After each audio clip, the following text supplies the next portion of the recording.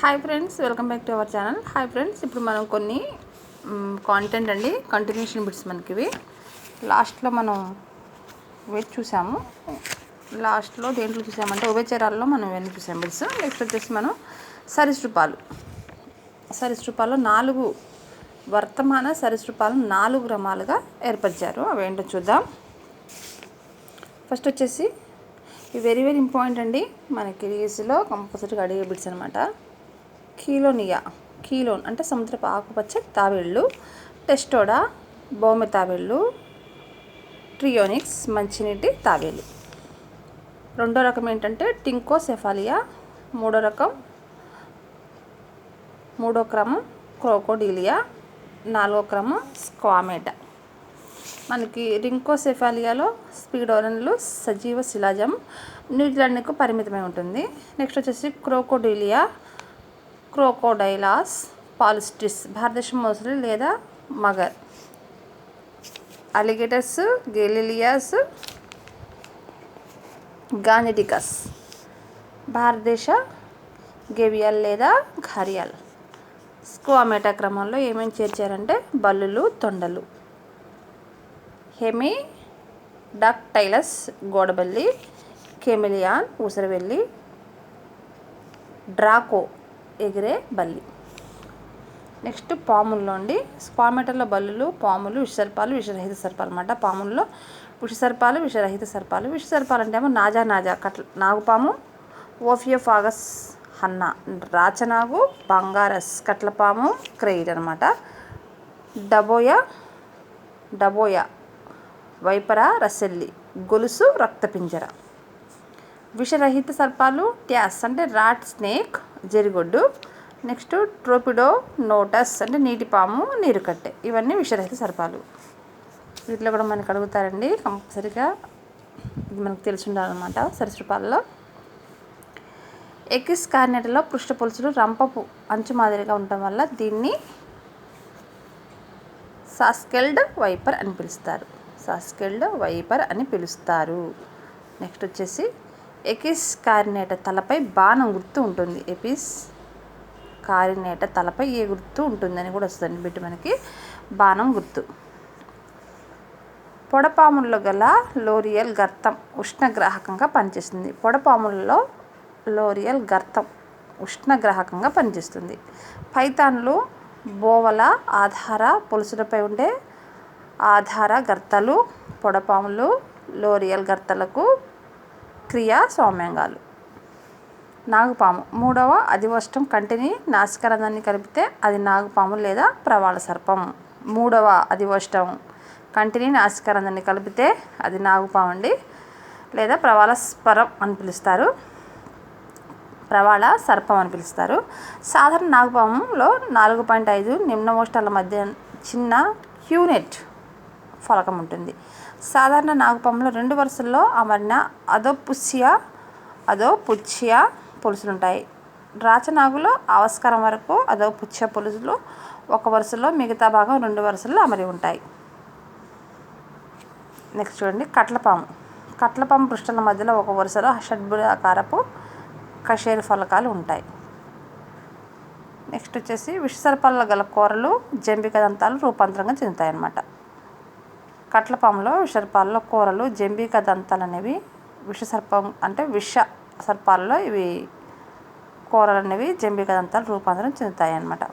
పాముల విషం టాక్సిన్లు ఎంజైమ్ల మిశ్రమం. ఇలాపిడే పాముల్లో విషం ప్రాథమికంగా న్యూరోటాక్సిన్లను కలిగి ఉండి శ్వాస కేంద్రంపై ప్రభావం చూపిస్తుంది. పొడపాములో విషం ప్రాథమికంగా హిమోటాక్సిక్. పాము కాటుకు యాంటీవెనస్ ఇంజెక్షన్లు ఉపయోగిస్తారు. పాము కాటుకు డాష్ ఇంజెక్షన్లు ఉపయోగిస్తారు, అంటే యాంటీవెనమ్ ఇంజెక్షన్స్ ఉపయోగిస్తారు. ఈ విధంగా మనకైతే బిట్స్ కంపల్సరిగా అడుగుతారండి. నెక్స్ట్ ఓఫిడియా, వీటిలో పాములు తెరుస్తారు. ఓఫిడియా ఏ విభాగంలో తెరుచుతారంటే పాములు ఉంటాయన్నమాట. దీంట్లో పాములు ఉంటాయి. ఈ అధ్యాయాన్ని ఏమి పిలుస్తారే ఓఫియాలజీ లేదా సర్పెంటాలజీ. పాముల అధ్యాయాన్ని ఏమి పిలుస్తారంటే ఓఫియాలజీ లేదా సర్పెంటాలజీ. ఈ పొలుసులు అంటే పర్షికలు ప్రక్కటెముకల ద్వారా చలిస్తాయి. వీటిలో చెవులు ఉండవు, కావున గాలి ద్వారా వచ్చే శబ్దాలను గ్రహించలేవు, కానీ నేల ద్వారా వచ్చే శబ్దాలను గ్రహిస్తాయి. మనకి బిట్ అండి, నేల ద్వారా వచ్చే శబ్దాలను మాత్రమే గ్రహిస్తాయి.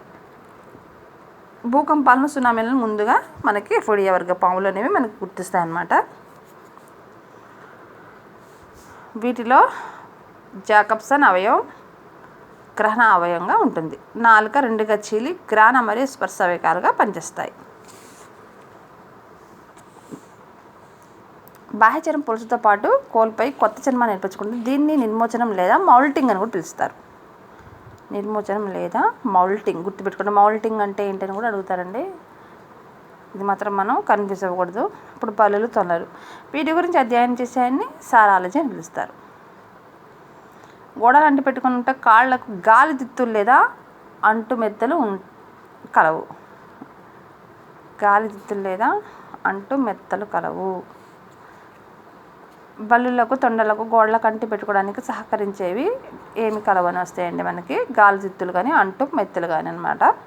ఇక్కడ మనం బిడ్స్ రూపంలో చూసుకోవాలి వీటిని. నాలుక జిగటగా స్పూన్ ఆకారంలో ఉండి ఆహార సేకరణకు ఉపయోగపడుతుంది. నెక్స్ట్ హీలోడెర్మా. ప్రపంచంలో ఒకే ఒక విషపు బల్లి అనమాట ఇది. హీలోడెర్మా ఒకే ఒక విషబల్లి. దీని విషం నాడీ వ్యవస్థపై పనిచేస్తుంది. ఇంపార్టెంట్ అండి ఇది. ప్రపంచంలో విషబల్లి ఏంటంటే హీలోడెర్మా. ప్రపంచంలో అతిపెద్ద బల్లి కొరమోడో డ్రాగన్. ఎడారిలో నివసించే బల్లి ప్రినోజోమా. కంటి నుండి రక్తాన్ని చిమ్మే బల్లి ప్రెసోసోమా. భారతదేశంలో అతిపెద్ద బల్లి monitor desert. Very very important friends. ఇది మాత్రం తాబేళ్ళు అండి. అతి ఎక్కువ కాలం జీవించే జంతువులు ఏంటంటే తాబేళ్ళు అండి. గుర్తుపెట్టుకోండి. ఇవి 300 సంవత్సరాల పైన జీవిస్తాయి తాబేళ్ళు. అతి ఎక్కువ కాలం జీవించే జీవులు తాబేళ్ళు. ఎన్ని సంవత్సరాల వరకు జీవించగలుగుతాయంటే 300 సంవత్సరాల పైకి కూడా జీవించగలుగుతాయి. తాబేళ్ళు అవస్కారం ద్వారా శ్వాసక్రియ జరుపుకుంటాయి. తాబేళ్ళు వేటి ద్వారా శ్వాసక్రియ జరుపుకుంటాయంటే అవస్కారం ద్వారా శ్వాసక్రియను జరుపుకుంటాయి. తాబేళ్ళపై ఫలకాన్ని కెరాఫిస్ అని, క్రింది ఫలకాన్ని అంటే తాబేళ్ల పై ఫలకాన్ని కెరాఫిస్ అని, క్రింది ఫలకాన్ని ప్లాస్టర్ అని కూడా పిలుస్తారు. ఇంపార్టెంట్ అని గుర్తుపెట్టుకోండి. నెక్స్ట్ వచ్చేసి ఒరిస్సాలోని గహిర్మాతా నది బంగాళాఖాతంలో కలిసే తీర ప్రాంత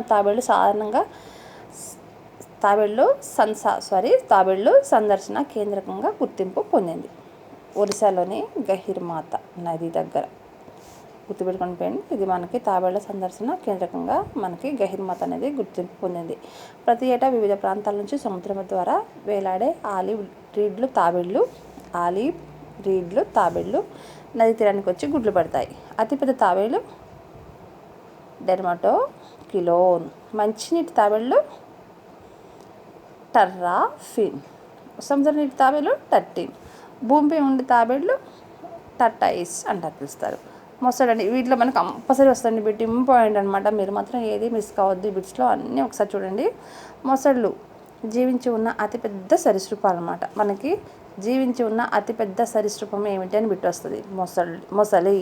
వీటిలో 4 గదులు ఉండే గుండె ఉంటుంది. మొసలిలో ఎన్ని గదుల గుండె ఉంటాయంటే 4 గదులు. సరీసృపాల్లో అతిపెద్దగా అంటే జీవించున్న అతిపెద్ద సరీసృపం మొసళ్ళు. జీవించున్న అతిపెద్ద సరీసృపాల్లో గుండె ఎన్ని గదులుగా ఉంటుందని కూడా ఇస్తారండి. మన 4 గదులు. ఇక్కడ గుర్తుపెట్టుకోవాలి కంపల్సరీగా. మొసళ్ళలో థీకోడాంట్ దంత విన్యాసం కనిపిస్తుంది. మొసళ్ళలో ఏ దంత విన్యాసం కనిపిస్తుంది అని వస్తారు? థీకోడాంట్ దంత విన్యాసం అనేది కనిపిస్తుంది అనమాట. నెక్స్ట్ వచ్చేసి పక్షులండి. ఈ పక్షుల గురించి మనం నెక్స్ట్ వీడియోలో చూద్దాం. కంటిన్యూషన్ బిట్స్ అనమాట. ఓకే ఫ్రెండ్స్, మరి ఇలాంటి బిట్స్ కోసం please like, share and subscribe.